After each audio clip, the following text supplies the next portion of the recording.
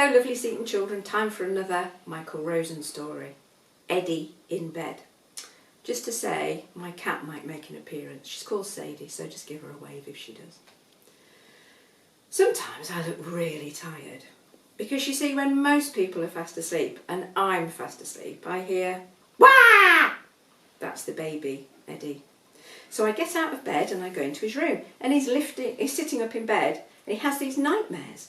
Not nightmares like you and me have, like Dracula biting your head off or something. He has nightmares about people taking food away from him.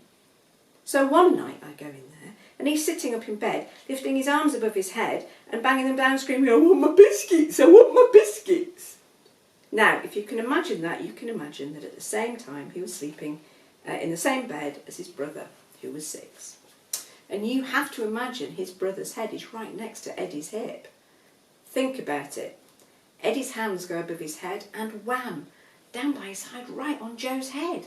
"I want my biscuits, I want my biscuits." So Joe lifts his head up and goes, "What's going on?" Wham, "I want my biscuits, I want my biscuits." "What's going on?" Wham, "I want my biscuits, I want my biscuits." "What's going on?" Wham. "Stop it, Eddie. Cut it out, fellas," I say, and I lift Eddie up and I take him into our bed. Well, what a stupid thing to do.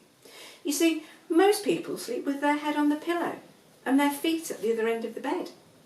When Eddie comes into our bed, he sleeps with his head next to my wife's head and his feet in my ear.